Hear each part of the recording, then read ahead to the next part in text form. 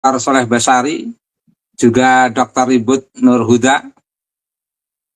Saya ingin memulai pemaparan saya dengan dua ungkapan pendek, Mas. Yang pertama, bahwa Gus Muhaimin itu adalah sosok Gus Durian yang penuh dialektis dengan Gus Dur.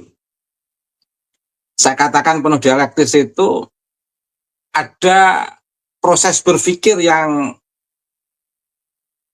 benar-benar kuat dalam karakter Gus Imin yang betul-betul didialektikakan dengan Gus Dur dengan posisi dan kondisi Gus Dur yang juga sama-sama kuat. Pada saat itu Gus Dur betul-betul seorang pemikir, seorang filosof, tapi juga memiliki kebijakan-kebijakan yang di luar dugaan kebanyakan masyarakat pada umumnya, khususnya warga Nahdliyin. Kesemuanya itu antara kehati-hatian dan keberanian warga Nahdliyin, pengurus PBNU, dengan Gus Dur itu selalu tergelayuti suasana seperti itu. Tapi oleh Gus Muhaimin itu punya kekuatan karakter yang luar biasa.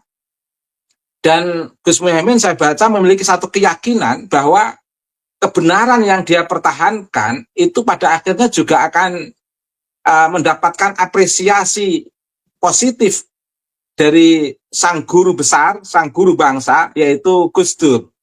Meskipun di permukaan ada yang saya sebut dengan istilah ada proses dialektika, Mas Yusuf. Saya menyebut proses dialektika karena memang Gus Dur itu bukan orang biasa, Gus Dur itu orang besar. Sehingga semua yang dikatakan Gus Dur, semua yang direfleksikan Gus Dur, itu adalah bagian daripada dialektika itu sendiri.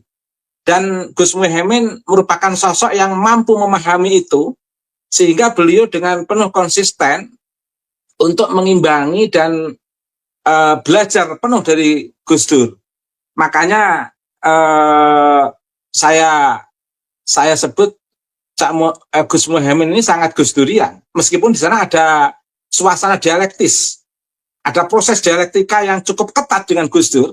Tidak ada kader-kader Gus Dur yang berani membangun dialektika yang sangat ketat dengan Gus Dur selain Cak Muhaimin. Saya menyebut dialektika yang sangat ketat, Mas Suso, biar tidak disalahpahami banyak orang. Dan itu kita saksikan. Dan Cak Muhaimin dalam proses dialektika yang sangat ketat dengan Gus Dur itu juga telah dibuktikan dengan penuh tanggung jawab Cak Muhaimin, Gus Muhaimin dalam mengawal atau menahkodai gerbong Partai Kebangkitan Bangsa. Dan berbeda dengan, mohon maaf saya nggak menyebut nama, di beberapa elit di PBNU yang konon mengaku sebagai Gus Durian, tetapi proses dialektika sosiologisnya, proses dialektika antropologisnya itu sangat tidak Gus Durian. Tentu Dr. Soleh, Dr. Ribut, Mas Yusuf juga bisa membayangkan siapa yang saya maksudkan ini. Tetapi paling tidak kita bisa merasakan itu. Siapa yang mengaku Gus Durian tetapi sebenarnya jauh dari semangat Gus Dur, dan siapa yang penuh karakter dalam dialektika dengan Gus Dur, tapi sebenarnya dia adalah sosok yang sangat Gus Durian. Nah, yang ini bisa saya baca dari sosok Gus Muhaimin. Oke, saya ingin bicara dari yang kedua terkait dengan pertanyaan Gus Muhaimin. Saya membaca pada saat saya perhatikan betul itu, Mas, saya ulang 3 kali itu yang diposting Mas Yusuf itu dari ceramahnya Gus Muhaimin. Saya perhatikan dari ungkapan, dari mimik wajah, dari posisi tekstur tubuh beliau, saya membaca ada cerminan wajah Gus Muhaimin pada saat ceramah itu, suasana tanggung jawab yang luar biasa yang diemban oleh Gus Muhaimin. Mohon maaf, ini bukan memuji nih, tapi saya betul-betul merasakan itu. Ada sebuah pantulan bahwa pada saat beliau ceramah seperti itu ada sebuah tanggung jawab besar yang diemban beliau, tetapi menariknya itu tidak dia tampakkan. Justru yang tampak adalah seolah-olah ada joki-joki dan penuh candaan. Padahal itu menyimpan tanggung jawab besar yang kalau saya sebut itu udah sangat ceremetnya Cak Gus Muhaimin itu, sangat jengkelnya terhadap fenomena yang dihadapi, tetapi beliau merefleksikan dengan suasana yang penuh humor, yang sebagaimana kita saksikan bersama itu sampai membuat canda para hadirin, tidak hanya yang ada di ruangan, saya pun yang ada di luar ruangan, hanya melihat postingan Mas Suso pun ikut ketawa berulang-ulang saya. Sampai ngantar istri mau kerja pun masih ketawa terus. Sampai ngapain? Bi, ketawa terus. Gus Muhaimin ini cerdasnya luar biasa. Padahal wajah penuh tanggung jawab, ada beban yang dia emban, tapi direfleksikan dalam bentuk yang sangat elegan dan humanis menurut saya. Apa tanggung jawab Cak Muhaimin? Cak Muhaimin dalam pidato itu saya membaca ada tanggung jawab beliau terhadap perkembangan PKB yang mau tidak mau bagaimana itu juga menjadi perhatian kader-kader PMII. Karena dalam kondisi apapun yang memiliki basis dari akar bawah itu adalah anak-anak PMII yang diharapkan juga bisa menjadi mengisi proses regenerasi di PKB bahkan di partai-partai yang lain. Sebagaimana yang beliau sebut tokoh-tokoh dari PMI yang juga di beberapa partai yang lain. Termasuk juga ada sebuah harapan bagaimana kader-kader PMI ini bisa melanjutkan regenerasi yang ada di elit PBNU sehingga tidak sebagaimana kondisi yang tadi disebutkan oleh Dr. Soleh Basari, ada sebuah kegelisahan warga NU dalam kondisi kepemimpinan yang berlangsung sekarang ini. Itu, Mas. Dan Cak Muhaimin juga dengan terus terang menyebut tambang itu sebenarnya sebagai ornamen, saya sebut. Jadi ketika Gus Muhaimin menyebut tambang itu sebenarnya adalah sebuah ornamen yang memiliki makna simbolik yang setiap orang bebas mengartikan. Nah, bisa saja saya mengartikan istilah tambang yang disebutkan oleh Gus Muhaimin itu adalah sebuah kritik pedas kepada PBNU yang tadi disebutkan oleh Dr. Soleh Basari yang tak kunjung menguntungkan istilahnya dalam bahasa saya. Tetapi tidak hanya itu sebenarnya. Ada sebuah distorsi tanggung jawab yang luar biasa di PBNU dengan masuknya ornamen tambang itu. Jadi ornamen itu tidak minaz zulumat ila nur, tapi minan nur ila zulumat itu, Mas. Ya, saya kira ini agak sindiran yang lembut, tetapi saya kira bisa dipahami oleh beberapa teman yang mau berpikir tentang terminologi saya dalam ornamen, saya sebut sekali lagi, ornamen tambang. Jadi tambang bukan sebagai sebuah kerja meningkatkan kapitalisme, bagaimana berada dalam sistem kapitalisme, tapi tambang saya sebut sebagai sebuah ornamen kegiatan yang menurut saya bisa menjadi kalau tidak dikelola dengan baik bisa menjadi kontraproduktif terkait dengan sebuah lembaga yang notabene adalah lembaga organisasi sosial kemasyarakatan, kecuali kalau dikelola dengan baik. Tetapi saya membaca sampai detik ini belum ada sistem pengelolaan yang lebih baik, bahkan kontraproduktif terhadap sistem organisasi yang seharusnya menjadi tanggung jawab utama, sehingga tidak terjadi pecat-memecat dalam kondisi yang sangat kasar, tidak lembut begitu. Dan di dalam pernyataan Gus Muhaimin itu juga ada tanggung jawab Gus Muhaimin terhadap warga Nahdien. Sebenarnya Gus Muhaimin itu ingin menangis dan menjerit. Mengapa sih terjadi miskomunikasi antara elit PBNU dengan warga Nahdien? Seolah-olah komunikasi itu tidak terjembatani dengan baik. Seolah-olah elit PBNU kemana, warga Nahdien kemana. Seharusnya sebenarnya kalau saya boleh menginterpretasikan dari pernyataan Gus Muhaimin, sebenarnya namanya interpretasi bebas saja Dr. Solah ini. Sebenarnya Gus Muhaimin itu kalau saya terjemahkan, PBNU itu bagaimana tidak mengurusi ornamen-ornamen yang sebenarnya di luar fokus kinerja PBNU. Karena PBNU itu ada sebuah tanggung jawab yang luar biasa, sehingga tidak perlu ngurusi dialog-dialog tentang Habib. Cuman pakai nama meminjam simbol Nusron Wahid, itu. Pakai simbol Nusron Wahid. Sebenarnya ingin mengingatkan bagaimana konflik antara Habib dan teman-teman yang mengkritik Habib itu biarlah menjadi konflik yang akademik. Sehingga PBNU tidak perlu terlibat. Fokus saja pada fikih peradaban, fokus saja pada program-program besar PBNU atau pada humanitarianism PBNU yang mau digalakkan itu, fokus saja pada itu. Jangan ikut dialog pada tema Habib. Karena dalam kondisi apapun al-khuruj minal khilaf mustahab. Keluar dari konflik itu sesuatu yang memang disunahkan.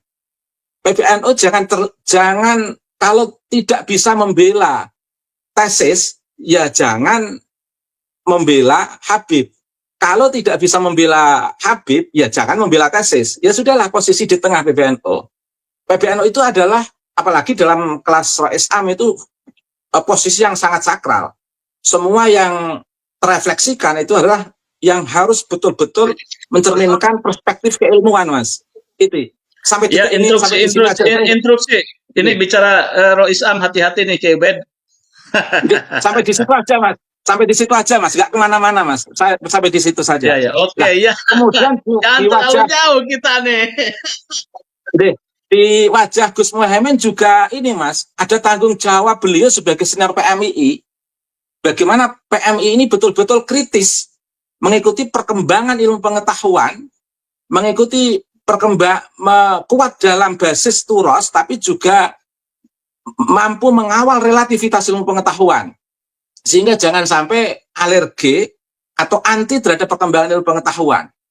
Jangan sampai membandingkan antara husnudzon dengan ilmu pengetahuan. Karena kalau membandingkan ilmu pengetahuan dengan husnudzon, itu nanti bukan memasuki fikih peradaban, tapi membudurkan sebuah peradaban. Jadi Cak Muhaimin itu menyebut kata Nusron itu mungkin karena Pak Nusron itu dianggap lebih akrab dengan Gus Muhaimin, sehingga Gus Muhaimin itu meminjam nama sosok Pak Nusron sebagai sebuah penanda untuk mengkritik mereka-mereka yang terlibat dalam sistem politik yang bersentuhan langsung dengan warga NU atau politik yang berbasis warga NU seperti PKB dan yang menarik Mas Yusuf, Cak Muhaimin di situ sebenarnya sedang menyebut sebagai sosok yang menurut saya sambil canda-canda, itu sebenarnya sambil dada gitu sama pihak yang selama ini mengelola sebuah institusi yang sebenarnya lebih bergengsi, lebih bisa memberikan bargaining terhadap negara, pada negara, tapi ternyata yang bisa lebih memberikan bargaining malah PKB. Harusnya bargaining antara PKB dan NU dalam konteks relasinya dengan kekuasaan itu harusnya yang lebih strategis itu PBNU. Karena organisasi yang membawai seluruh aktivis yang ada di beberapa partai yang ada, tidak hanya PKB, juga membawai tokoh-tokoh nasional. Sehingga bargaining relation maupun bargaining power harusnya pihak PBNU ini harusnya lebih kuat. Tapi ternyata posisi bargaining relation dan bargaining powernya, relasi dengan kekuasaan justru yang lebih kuat adalah PKB.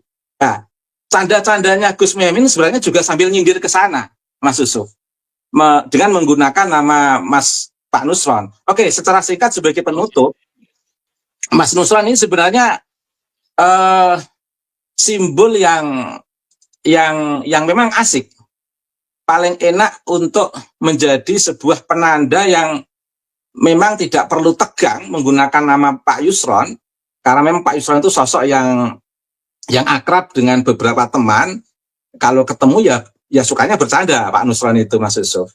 Tetapi di balik suasana kehadiran Pak Nusron dalam gelanggang politik nasional, itu sebenarnya di situ ada beberapa tabel yang mengikat, yaitu tabel politik berbasis mitologi, dalil yang nyocok-nyocok sampai Cak Muhaimin juga nyindir, suka berdalil kalau Pak Nusron berdalil apa yang akan terjadi, itu sebenarnya kan ngeritik, itu sebenarnya dalil yang hanya nyocok-nyocok sebenarnya Mas Yusuf. Dan memang saya rasakan, saya sebagai warga Nahdien sangat merasakan itu. Banyak dalil yang disampaikan oleh Mas Nusron itu dalil yang nyocok-nyocok. Kemudian Cak Muhaimin sebagai teman ingin mengingatkan pada Mas Nusron bagaimana dalam berpolitik itu jangan jatuh pada doktrin Habib, yang rasional saja sebagai aktivis politik itu. Kemudian yang ketiga, politik berbasis berbalas budi itu juga jangan terlalu nampak lah, apalagi sebagai seorang elit yang sudah seperti Mas Nusron.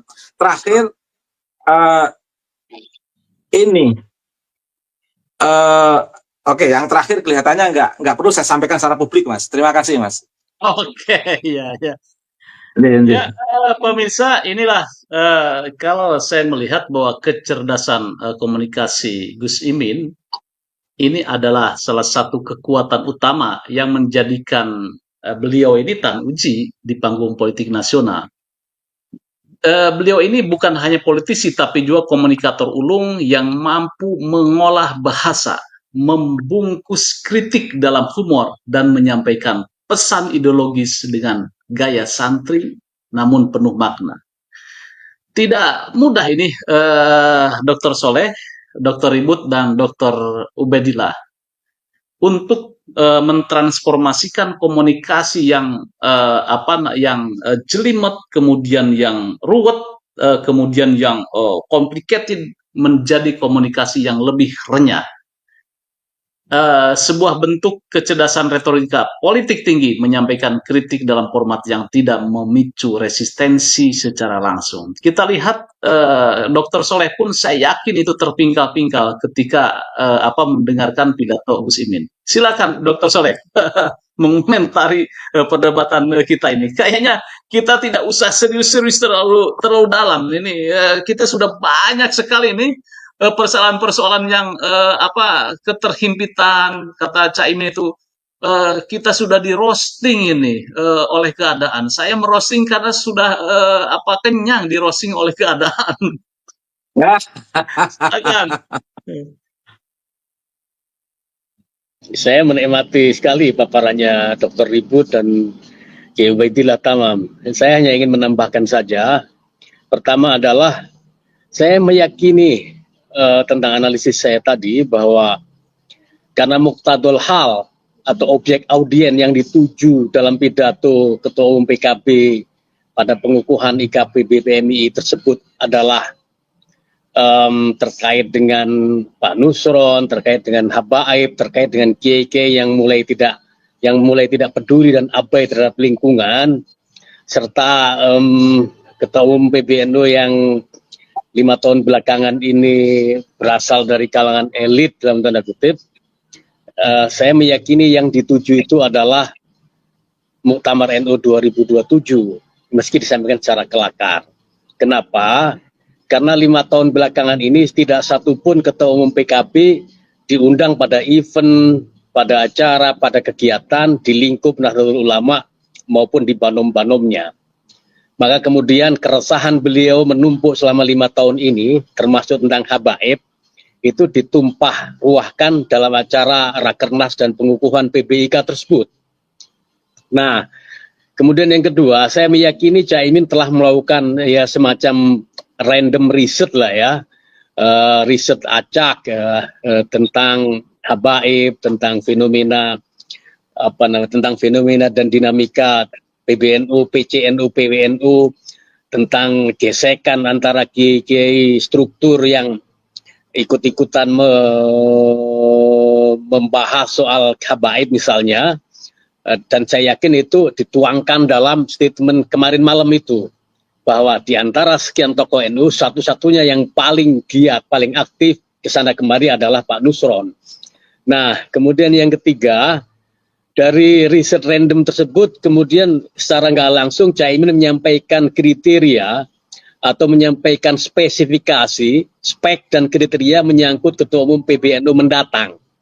Yang tadi saya sebut pertama adalah tidak berbau-bau habaib, kemudian yang kedua adalah tidak berbau-bau mantan aktivis HMI, kemudian yang ketiga adalah yang sadar pada lingkungan hidup. Nah, kemudian siapa di antara tokoh yang ada? Kalau tadi saya menyebut dua tokoh disebut, pertama adalah Fathan Subhi, Ketua Umum PPIK, kemudian tokoh yang kedua disebut adalah Nusron Wahid, Menteri ATR BPN. Saya lupa bahwa tadi satu lagi yang disebut dan dipuji-puji adalah Menteri Agama, Profesor Nasaruddin Umar. Apakah kriteria anti habaib, bukan HMI, peduli lingkungan itu mengarah kepada Profesor Nasaruddin Umar? Ini menarik. Kalau tadi saya menyebut Marzuki Mustamar, kayaknya itu bukan satu-satunya nama. Nah, kalau bingkainya ke sana, maka kemudian saya yakin publik akan melihat Pak Nusron kemana ini, karena yang paling inti di roasting, disasar pada malam itu adalah Pak Nusron Wahid. Pak Nusron jauh-jauh hari sudah menyebut bahwa saya tidak akan maju, ya kan? Yang biarkanlah yang lain-lain. Kalau misalnya saya tidak sejalan dengan 164, tidak sejalan dengan Raden Saleh terkait 164, saya bisa backup Gus Rozin, saya bisa backup Profesor Muhammad Nuh, saya bisa backup Profesor Gus Kikin dan semacamnya. Kita lihat nanti apakah faksinya Muhaimin dalam hal ini adalah Profesor Nasaruddin Umar dan Marzuki Mustamar, atau faksinya Pak Nusron yang pro habaib yang mendukung Pak Nuh atau Gus Kikin atau Gus Rozin. Nanti kita lihat nanti. Tapi yang jelas muqtadul hal atau audien yang dituju ketika Muhaimin menyampaikan pidato itu adalah IKPB PMII yang isinya adalah aktivis dan tokoh-tokoh NU sekarang ini. Kenapa itu disampaikan di IKPMII? Karena 5 tahun belakangan tidak satupun ketua umum PKB itu diundang oleh banon-banon NU, apalagi oleh PBNU, sehingga refleksi dia, dinamika terhadap PBNU yang dia ikuti tidak pernah tersampaikan ke publik kecuali kemarin malam itu. Mungkin itu Mas Yusuf. Oke, luar biasa. Dr. Ibut, ada ini, silakan sebagai closing statement. Jadi baik, itu tadi disampaikan oleh Kiai Obed ya, masalah krisis semangat Gus Durian yang tadi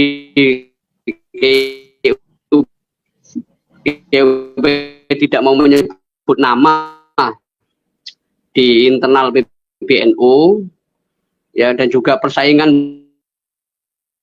Saya sebenarnya ingin ya mengingatkan kembali ya, terutama Gus Nusron itu. Ya, suara saya terdengar? Dengar Mas, dengar. Ya, terdengar ya.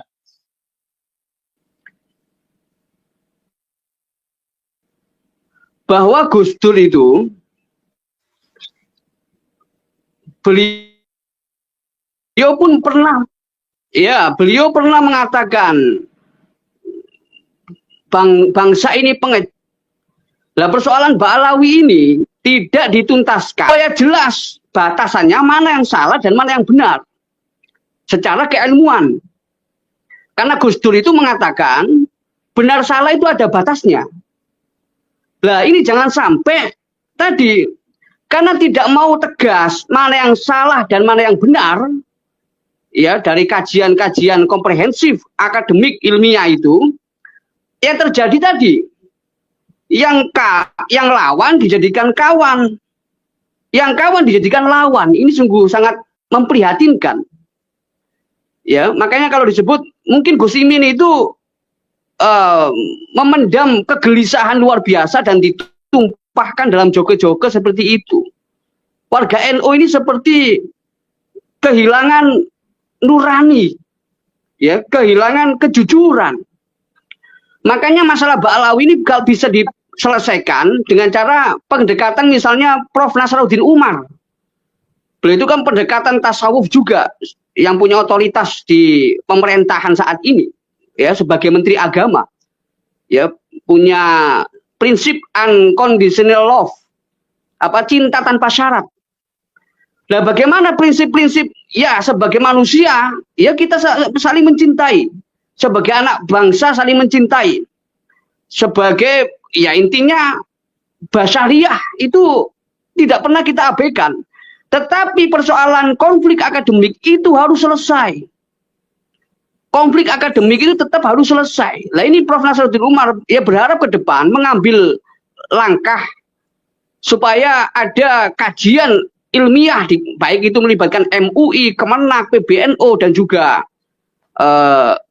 ulama-ulama dunia, ulama-ulama nasab dunia, supaya duduk persoalan jelas dan bisa diselesaikan. Ya, bisa diselesaikan. Nah, itu yang closing dari saya, Pak Yusuf. Ya, mudah-mudahan ini didengar, ya. Mudah-mudahan didengar. Ya, Baik. terima kasih. Baik, Ki Ubedillah, ada closing statement singkat dan padat? Oke, Mas. Jadi Cak Muhaimin itu dengan soreh jamek manek terkait dengan selera Mas Nusron suka berdalil ketika yang lain sangat hati-hati dalam merefleksikan dalil antara merelevankan antara dalil dan konteks. Jangan sampai dalil itu tidak sesuai dengan objek dalil, sasaran dalil, atau sebaliknya objek yang menjadi yang relevan dengan dalil, objek yang dipahami, yang dikaji oleh seseorang itu jangan sampai berbeda dengan dalil yang dikeluarkan.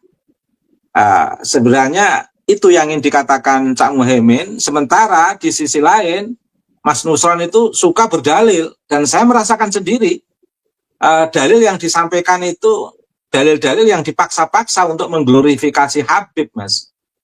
Sehingga tidak hanya Gus Muhaimin yang merosting dalam forum yang sangat elegan itu, tapi masyarakat luas, saya saksikan sendiri, saya sendiri merasakan itu.